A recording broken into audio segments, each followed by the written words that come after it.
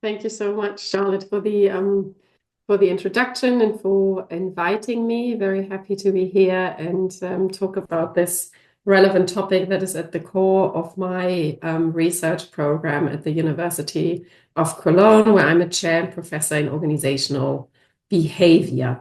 I'll go ahead and share my screen. And what I'd like to do is give you insights today into my a little bit broader kind of like research program and two particular projects that are related to increasing inclusion and reducing exclusion at work. And whenever you have questions, feel free to either unmute yourself, write it in the chat. So I'm very happy to kind of like engage with you while I'm kind of like introducing the content. So you don't need to hold back until the end. I think we'll try to reserve a couple of minutes at the end for more general discussion as well. But if something is unclear, always feel free to stop me as well. So this work that I'm doing at the University of Cologne is joint work with my team consisting of 4 PhD candidates and a postdoc. All of them work on the topic or topics related to either social interactions at work and or diversity and inclusion. And in recent years, my focus, not only since kind of like coming to Cologne at the end of last year, before that, I worked at Rotterdam School of Management as an assistant and associate professor. And already there, I started to shift my focus from looking at the effects of diversity and especially age diversity, so how younger and older interact with each other, to also looking at inclusion more broadly. So how, once we have an organization that is more diverse, how can we leverage the potential of that diversity? So that's what I'm really fascinated about. We have several projects ongoing, and one kind of like methodological thing that connects all of our projects and most of our projects is that we take a field experimental approach. And what that means is that we kind of like translate experimental methods where we have an experimental group and a control group to identify causality to the field being working organizations. And we kind of like implement these interventions, usually training interventions, and then look at the effects in usually behavior a couple of weeks, months later.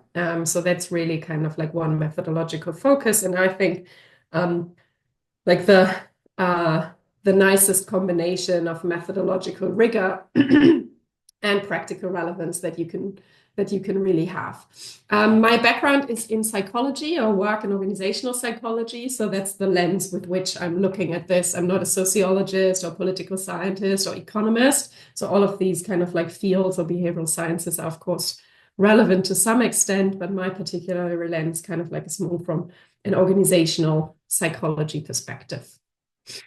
As I said, I wanted to cover two topics or two particular projects, field experiments that we've worked on in the past and are currently finishing up or are currently implementing. One is on increasing inclusion, where I want to present our thinking and preliminary results about an intervention that aims to increase age-related inclusion in organizations. So the inclusion of older and younger workers and leveraging the potential by improving the interactions between older and younger. And in the second part, I want to talk about decreasing exclusion. So that is an example of an intervention where we try to decrease discrimination by training people to confront workplace discrimination more effectively. And we use a virtual reality-based simulation, so people get these fancy virtual reality headsets and kind of walk through a simulation. And by that, kind of like we think we get more close to kind of like a habitual change in how people then behave in critical situations when they are observing discrimination. So those are the two parts, and I go ahead with the first one, where we really kind of like we're interested in leveraging the potential of the interaction between older and younger workers in organizations. And kind of like the background to this project is that in many European countries and countries of the world, we have an ongoing trend of demographic change, which means increased life expectancy, which is nice on an individual level, right? We get older, we get to live longer, more often healthier lives. At the same time, declining fertility rates. So what that means in organizations is that kind of like the difference in age between youngest members and oldest members has become larger. So they're kind of like, some people talk about multiple generations. I don't like that construct because there's not a lot of empirical evidence for it, but at least, you know, the spread of age in organizations is getting larger, and we also get more older workers in organizations. And then the question becomes, how can we leverage the potential of both older and younger workers? Because lifespan development psychology tells us that there are certain differences between older and younger employees that we might want to take into account. And lifespan development psychology would also say that there are both losses and gains, and some things that are stable across the lifespan. So that means that explains kind of like the cognitive, motivational, emotional differences between older and younger employees. And here we particularly look at the opportunities inherent in age diversity when we also take into account the technological context that people work in. And what often happens there is that we kind of like stereotype older workers as not fit to work with technology. Automatically, kind of like we assume that younger workers are more tech savvy and kind of like adaptive, kind of like exploring new technologies. But is that necessarily the case? Or can we also, and that was kind of like our starting point, design an intervention, a training, where we bring together older and younger employees in pairs. They participate in pairs in our training to kind of reframe how people think about age and age diversity and technology and technological abilities related to age, so that they are better able to leverage each other's strengths when interacting with each other at work, beyond these kind of like stereotypical beliefs about who, based on their age, is good or bad at using technology, or has valuable or not so valuable knowledge. So that was really kind of like our starting point. And we also wanted to take into account, because as I said, we're kind of like training diets, is the effectiveness of our training dependent on the influence of the peer, the person with whom I participate in that training, that person's beliefs, etc. Does that influence how much I take away from the training, how much I can implement it in my daily work? So our question really was, can a training intervention facilitate the collaboration between age-diverse colleagues by altering or kind of reframing how they think about digital technology and age diversity? And then, in addition to that, when is such a training, for whom is such a training most effective in organizations? So looking at potential heterogeneity. As I said, also here, we kind of like, here we use the term randomized controlled trial, which is basically the same like saying we conducted a field experiment, and we run it across kind of 4 months in a German company, a German financial company. And we basically got pairs of age diverse employees, where we said like the minimum age difference between the couple, the pair signing up, had to be 10 years of age difference. And they had to be colleagues and not in a hierarchical relationship. So they couldn't be supervisor and employee. They had to be kind of like more or less equal level employees, just different ages. And then we kind of like got this list from the organization. We randomly assigned 50% of the dietes of the pairs to the intervention group, who got the training in January. 50% were assigned to the control group.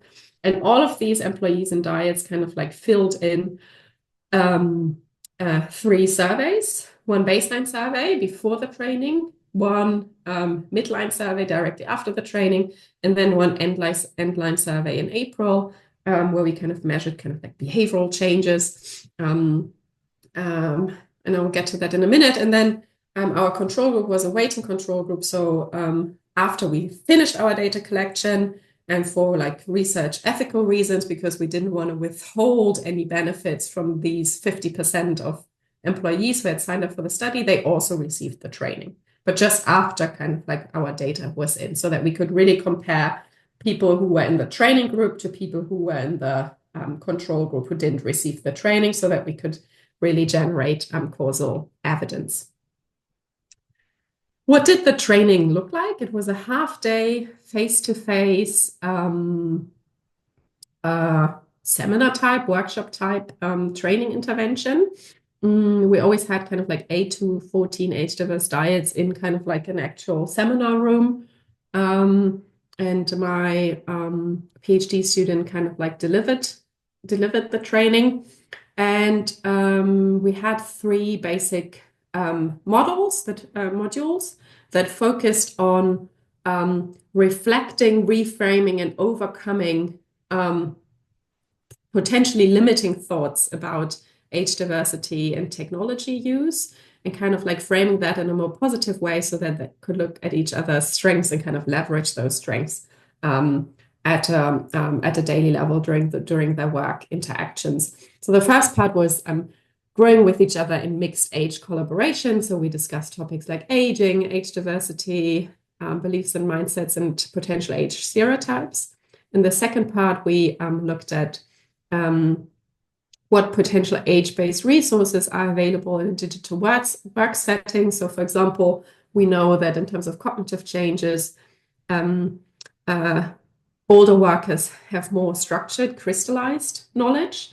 Younger workers have more fluid intelligence, so they have faster information processing speed. So that might mean that with engaging with digital technology, younger workers might be a little bit more open and faster, and older workers might know better how to contextualize the use of new technologies, and kind of like becoming aware about these kind of like age-based strengths in the context of technology was really the goal of these discussions.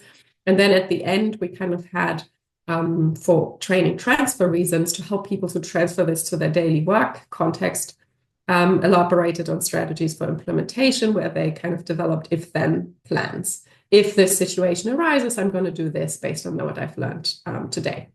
In the beginning, we had almost 180 between 170 and 180 diets who signed up for the training, who we then randomly allocated to the 2 groups.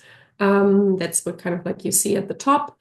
And then at the bottom in the end line survey, you see that around 60 of these diets, or 120 diets, kind of survive kind of throughout the different stages. You always have some degree of attrition because people forget, or are on vacation or whatever, not filling in the surveys. But that was kind of like a decent enough sample size for us to actually run our analysis. What we found was that our training intervention, and I'll walk you through the model from the left to the right. Our training intervention, kind of like this 0-1, did the person together with someone, an age diverse colleague, receive the training or not? That had a causal effect on kind of like causal beneficial effect on our outcomes, technology exploration, and peer knowledge sharing. So meaning that people who were in the training with their age diverse peers then engaged more with new technologies. Technology exploration means trying out new technologies related, new things related to technology. Peer knowledge sharing means that they were sharing more high quality knowledge with their age diverse peers. And what we found in our analyses, that the reason for the benefits, or kind of like these positive effects on the behavior that we saw in the last survey, were that people who were in our training were more consciously planning how to use technology. So they kind of invested more cognitive effort in kind of like integrating technology exploration, technology use into their daily work lives. And their beliefs about the benefits of diversity had also increased. So that's why they then shared more knowledge with their age diverse co-workers and also more high quality knowledge. And all of that only worked if the peer, the age diverse co-worker with whom I was in the training, had positive beliefs about technology. So was kind of like open towards technology, was thinking that technology helps you to become more efficient, etc. This kind of like peer influence really seemed to make a difference for whether or not our training had these benefits for employees. So kind of like in terms of the contributions of this study, we think that this kind of shows that we can design and implement training interventions, in this case, in age diversity training interventions that helps employees to kind of like work effectively or more effectively across diversity boundaries, in this case, age group differences, right?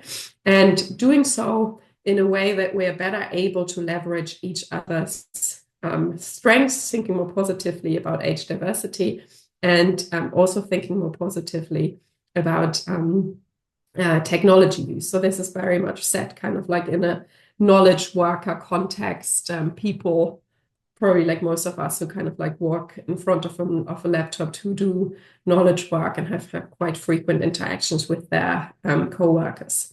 So in addition to that, kind of like we also found that, and that's maybe also finding that generalizes then across kind of like across different contexts, that really kind of like the influence of kind of like the peers, the colleagues with whom I'm kind of like engaging at a daily level, the difference for whether or not people could leverage the potential of the training and really made use of the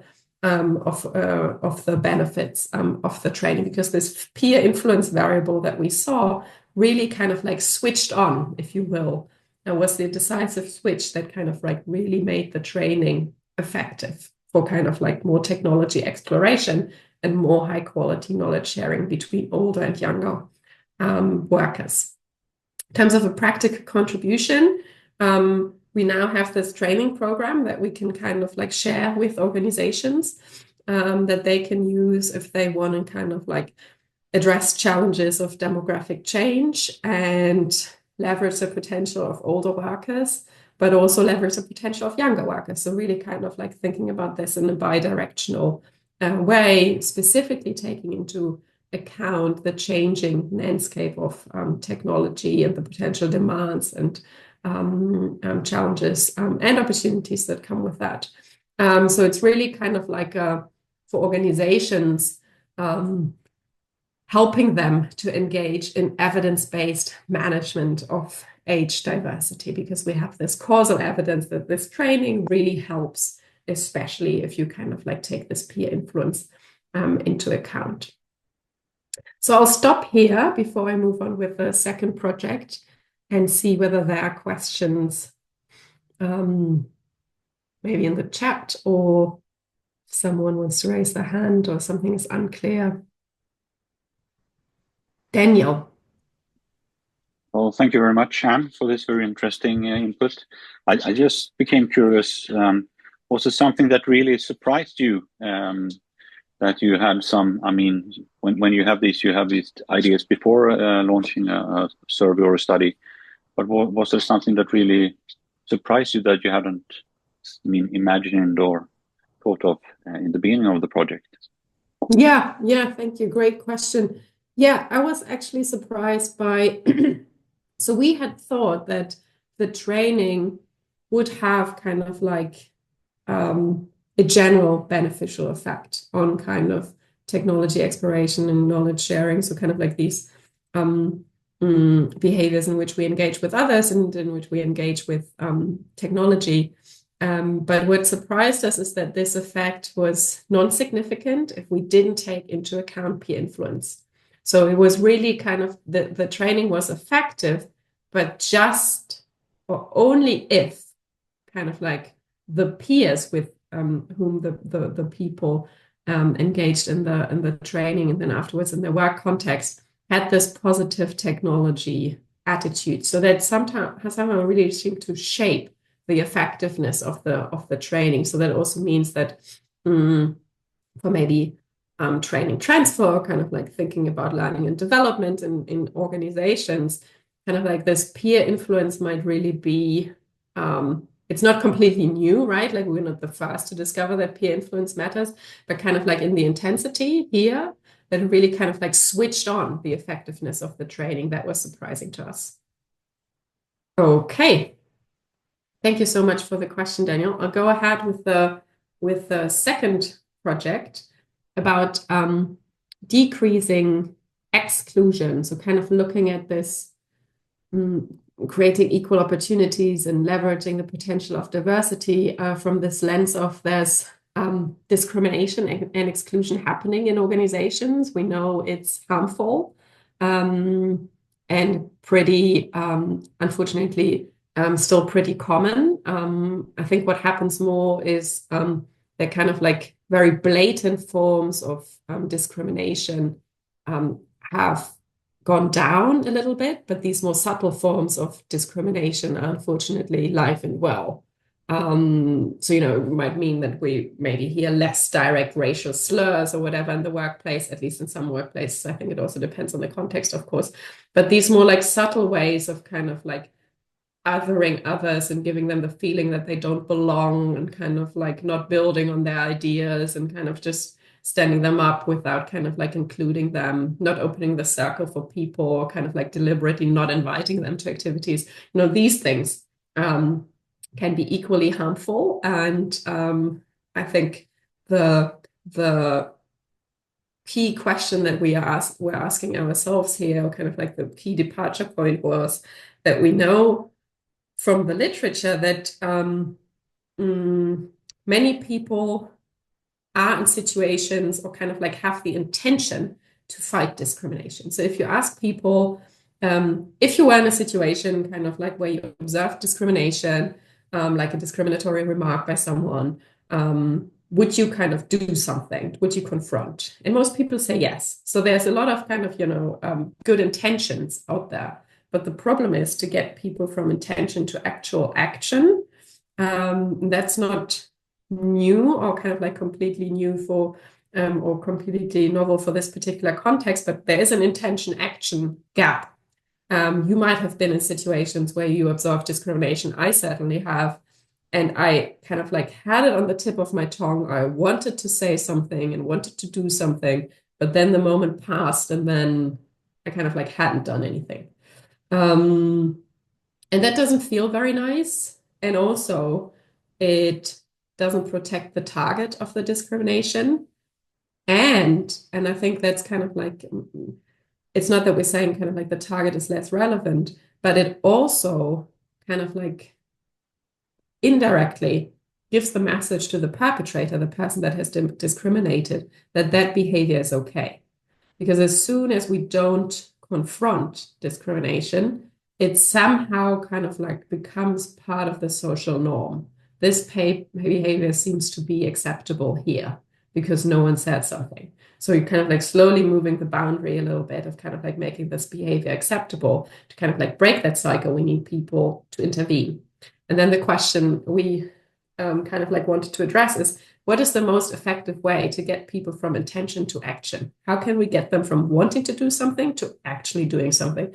And that might be particularly difficult in a work context. Most of these bystander studies are either set in a lab, so kind of like run with psychology students at different university campuses around the world, which is helpful, but maybe doesn't generalize that well to kind of the real world and does have like limited external validity.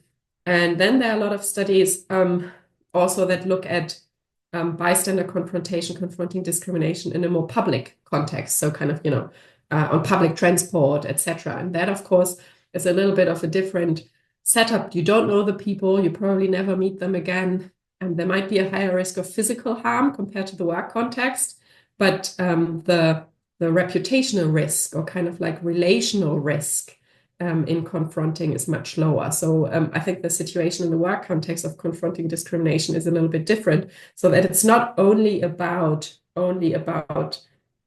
confronting in the first place, so coming from confronting, not confronting to confronting, but also teaching people how to confront effectively. So in a public context, you might kind of, there's this advice of kind of like, if you want to alleviate a situation, kind of like you act crazy or whatever, or you divert the attention away from the target, or you just scream or whatever, right? To kind of like raise attention, etc. That would be probably pretty weird in the work context. If you kind of like start screaming as one of your colleagues or people from like other divisions, etc., or act crazy, right? So we need kind of like more specific, manageable tools for the work context to effectively confront discrimination. So we were not only interested in confronting, but also understanding when can people confront effectively. And this is where we kind of like came up with a little bit of a program of research, but I want to talk about this, what we call our speak up training. These bystander intervention models basically have kind of like a stepwise logic that usually start with something like, first of all, when kind of like observing discrimination and coming to the point where you do something, you need to identify discrimination as such. So you need to be able to tell discrimination from non-discriminatory behavior. You then need to be able to evaluate that event and identify that it's harmful to the target. You need to know what to say or what to do. So you need kind of like the skills level to confront discrimination.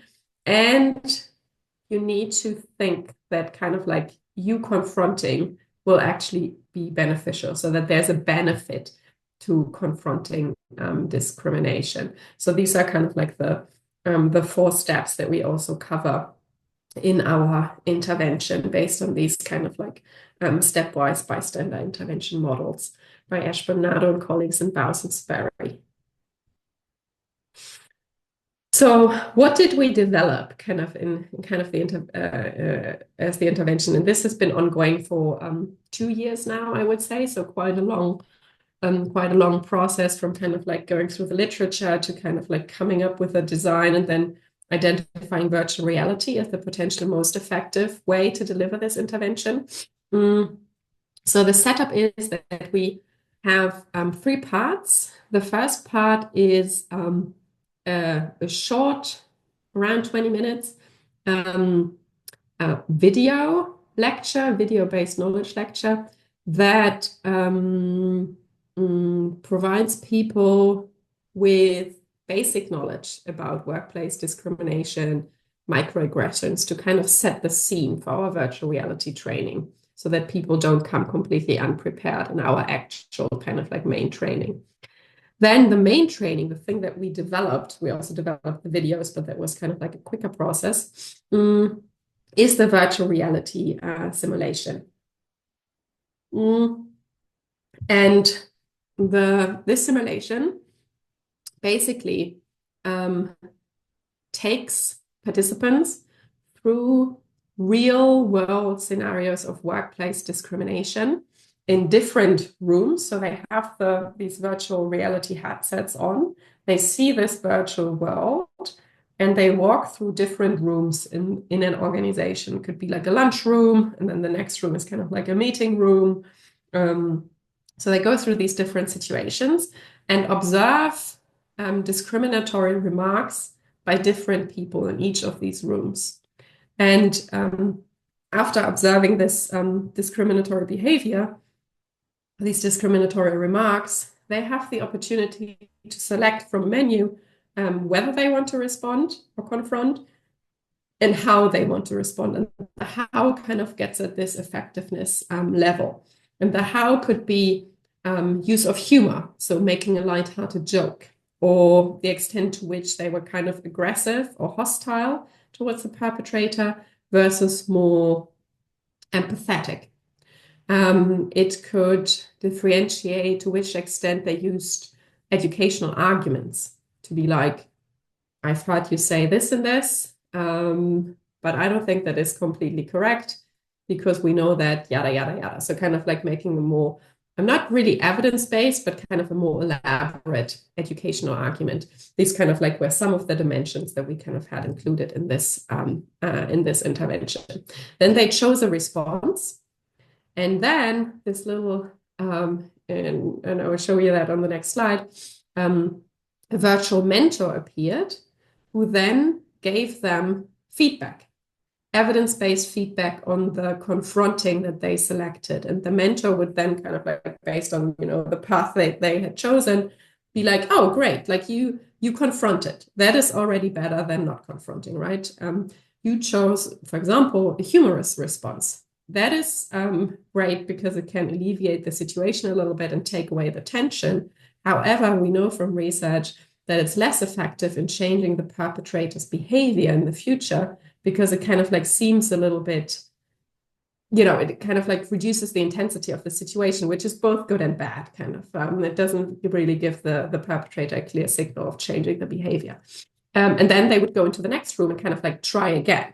And then they might take like select a different style and then get feedback on that. And what we wanted them to kind of like get from these repeated simulations. So they run through multiple 10 to 15 of these kind of like simulations in different rooms with different people, always observing kind of sexist or racist remark. And we wanted people to get more into the habit of confronting. And while doing that, so they kind of like were also acting these out. They were not only selecting them, but kind of really like verbally acting them out as if they would be interacting with this virtual person. We wanted people to kind of like get closer to actually doing that in real life and kind of like building this behavioral skill of confronting. And then kind of like the last part is they take the goggles off, and a couple of days later, on which way we can schedule that, they come into a group session with other participants where they discuss their experience in kind of confronting, and also make or create kind of like their confrontation toolbox, let's say, so that they really know, again, with kind of like an if-then planning. If someone says something like this, I'm going to make a more educational argument and say X. So really kind of like writing out the particular sentence that they're going to say, or the sentences, so that it gets, as actionable, let's say, as possible, to kind of like really get people from intention to action. This is the virtual mentor that I mentioned. I'm not sure whether I'm sharing. I'll try to put this on whether I'm sharing. Table in your office's break room. You're just starting to have lunch with your colleague John, who is starting a conversation about an upcoming team event. You will find yourself in this situation 5 times, with different options for how you would like to respond to John.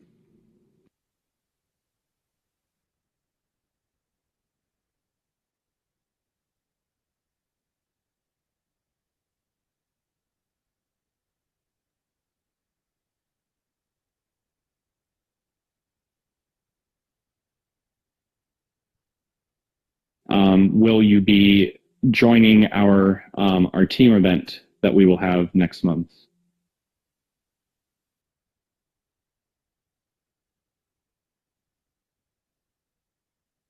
That's great to hear. We were thinking to do a wine tasting for our team event, but with Fatima organizing, this becomes such a hassle.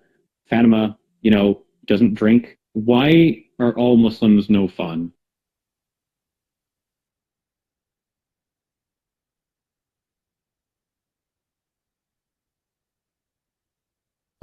Good job.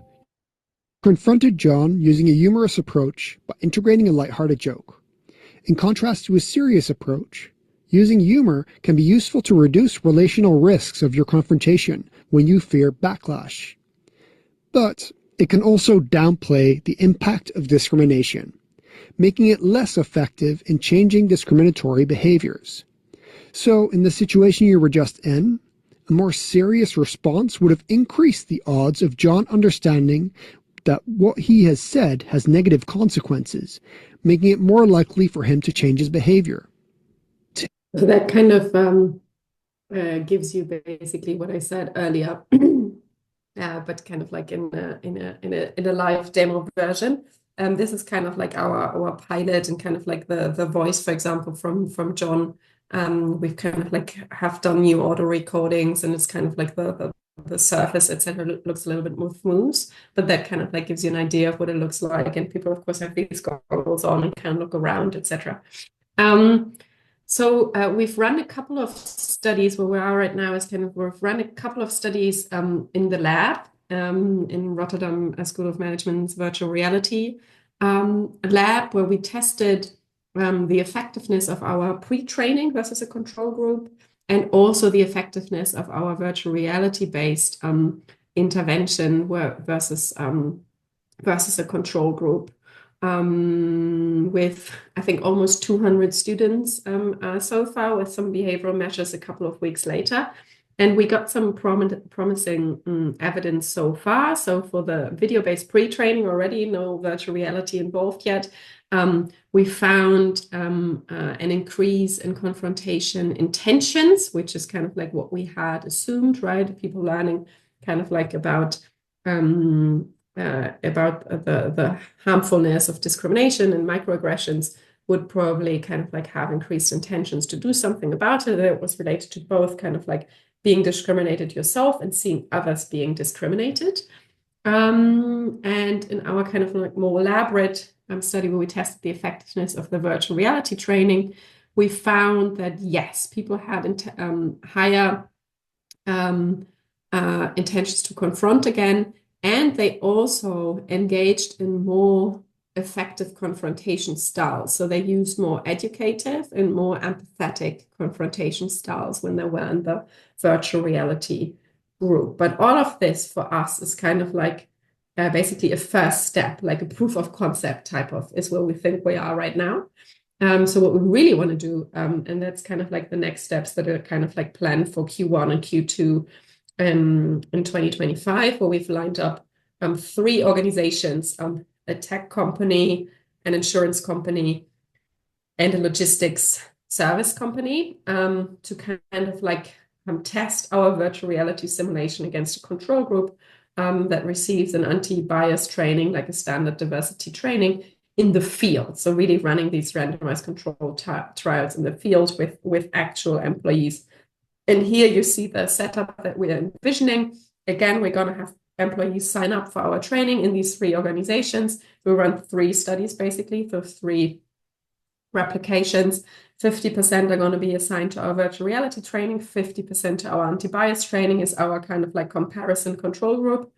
Then they fill in a survey before going through the intervention. They'll see our intervention group will see the pre-training, engage with the virtual reality training, and have the group discussion. And the anti-bias training group will receive a standard implicit bias anti-bias training. So they will do something. They will not do nothing. So they're an active control group in that sense, which makes it harder to actually find differences. So it's a conservative test of the effectiveness of our experiment. And then we'll have 2 surveys after the intervention, probably 4 weeks and 12 weeks after, where we'll also ask colleagues of the employees who have participated whether they observed any behavior change, or to which extent, the people in the training have actually confronted discrimination in the workplace, or whether they noticed any other behavioral changes to get a more reliable measure of actual behavior change.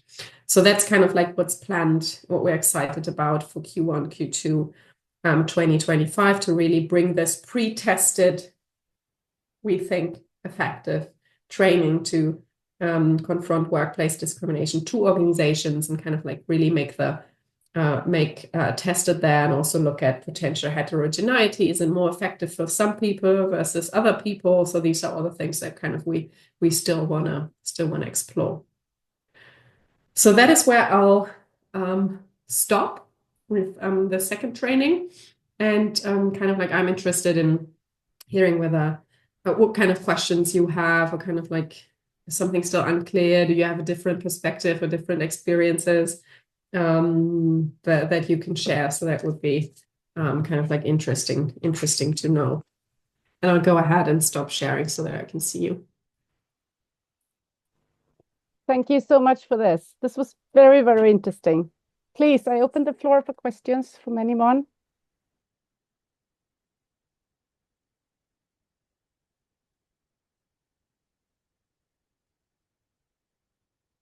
Okay, meanwhile, I have a question. So I'm thinking many questions. One thing is your comparative group, your control group is going to be a group who get anti-bias training, proper anti-bias training, or traditional, I guess. So what is your thoughts on the two things I'm wondering? What is your thoughts on the previous research? What do we know in terms of getting VR training compared to proper face-to-face training, for example? So what do we know about that? And the second one is, what about the perspective of time? How long do we have to be in training in order to get effects? What is the research on that? What do we know about that? Could short training also give a good result, or does it have to be a longer training? I'm curious. Yeah, very good question. So I think you the first question was related to and I write down the second one, like virtual versus virtual versus in person, right? And I guess you could argue that you could also do what we have done in like an actual face-to-face setting in a role play scenario, right? That would be probably closest to what we're trying to do in the simulation. Our thinking of using, and I think that might also work. So, that might be a future study right there to kind of like see whether that is an alternative. Our thinking was that the VR version has the advantage that it kind of like, in a sense, is less confrontational and probably safer for employees, for participants to be in this virtual world rather than having other people around them engaging with an actual person. You could, of course, use confederates or kind of like actors or whatever, right? Like the people who kind of like act out the perpetrator and the target, and then people would kind of like engage as bystanders, but that might still be perceived as kind of like very uncomfortable by many people, and they might be less likely to sign up for such a training. On the opposite, kind of like we noticed that with the virtual reality training, we get kind of like a broader pool of employees interested in participating because of this innovative tech element, the virtual reality. So we think that to a certain extent it opens doors to kind of broaden the audience for diversity and inclusion training. Maybe we also can access people who would not naturally self-select into diversity and inclusion training. And also this, it would be very resource intense, kind of course, with the virtual reality, you need to buy the headsets, but like the basic one costs like 400 or 500 euros, so that might be doable for an organization. And then you can scale it, and we can also use it as a desktop version without virtual reality element, even like a 2D version. If you do this role play exercise face to face, it's very resource intense, right? Like it might be much longer. You need lots of different trainers and actors to kind of like have people go through the motions of doing these simulations multiple times, because that would be the idea, right? Then you also would have to go to 10 or 15 trials. Someone would need to give you feedback, blah, blah, blah. So I think it would be transferable, but it might not be as scalable and efficient. So that might be the reason, and doesn't have this added advantage of this virtual reality almost being as immersive and realistic as kind of like the real world, without the downsides of kind of like being so confrontational. And maybe also kind of like accessing other people wouldn't necessarily self-select into DEI training. And then the second question kind of about like how long does the training need to be? our training overall, kind of like the engagement with the content, is about 3 hours. That's pretty short. So we wouldn't kind of like assume that 3 years later we find a massive difference between people, right? So we need to be very realistic about that. It will be a shorter term behavioral change that we can probably observe in the population. So I wouldn't necessarily think that, or I wouldn't necessarily think that the training data suggests that you necessarily need longer, like 8 hours or whatever. I think you need more repeated engagement to kind of keep this effect alive.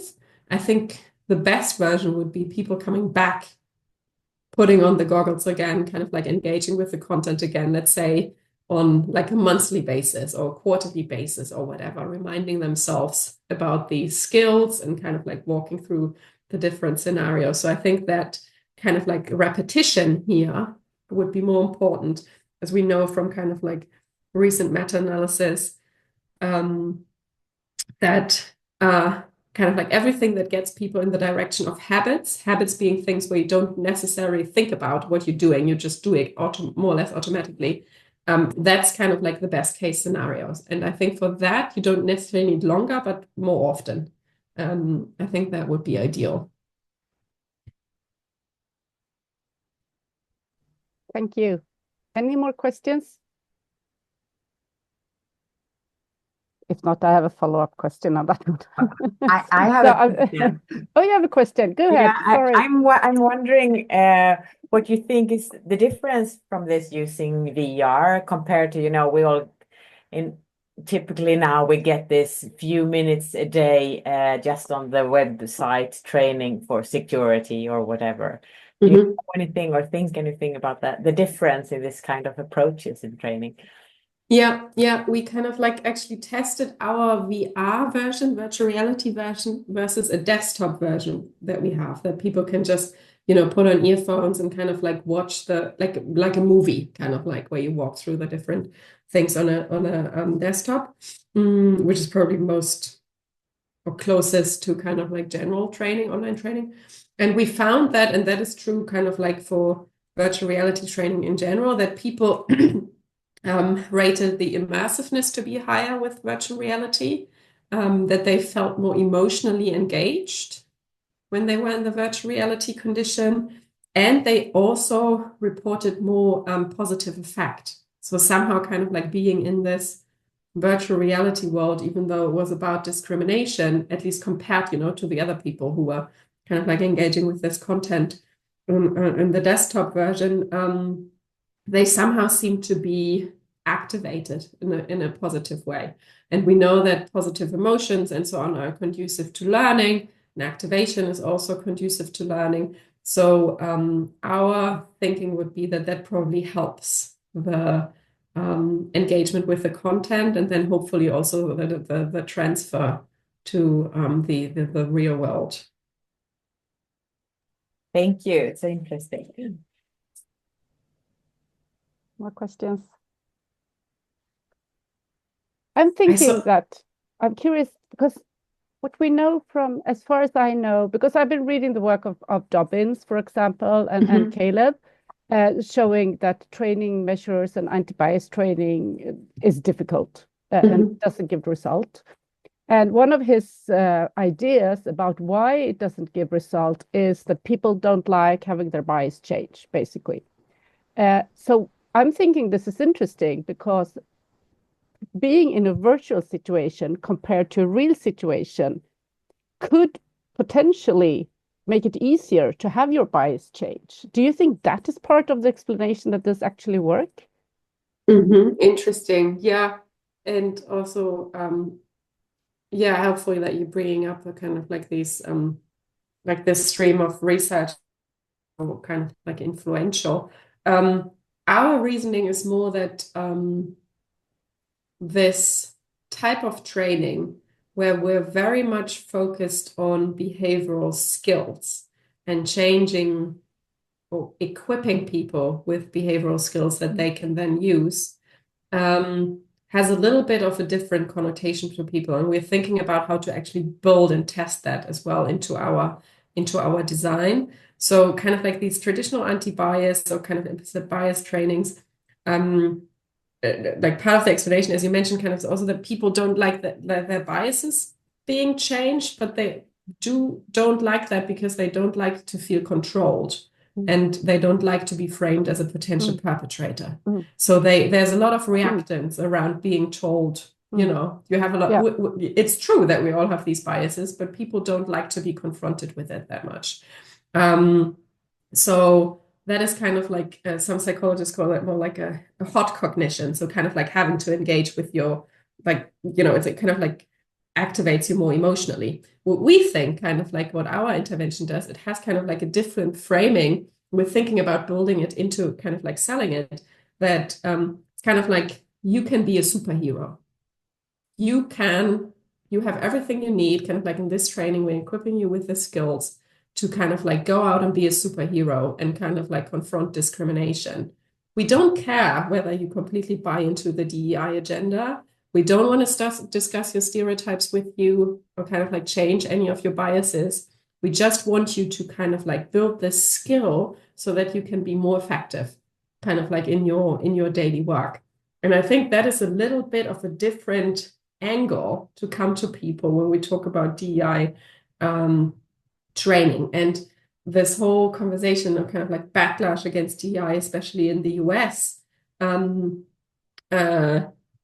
I think to a certain extent is heartbreaking and of course unwarranted, but maybe also such approaches that kind of are a little bit more like cold cognition. We don't care about whether you buy into this or whether you strongly believe or feel that this is a good thing. We just want you to be effective and focus on this behavioral skill and then act it when you kind of see it.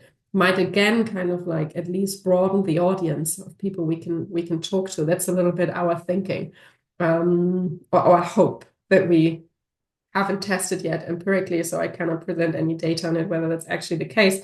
But anecdotally, we're seeing that people from different areas, kind of like more white male dominated areas, sales, etc., kind of like sign up for the training, who would not, as we kind of like were told by our company contacts, necessarily have otherwise signed up for that training.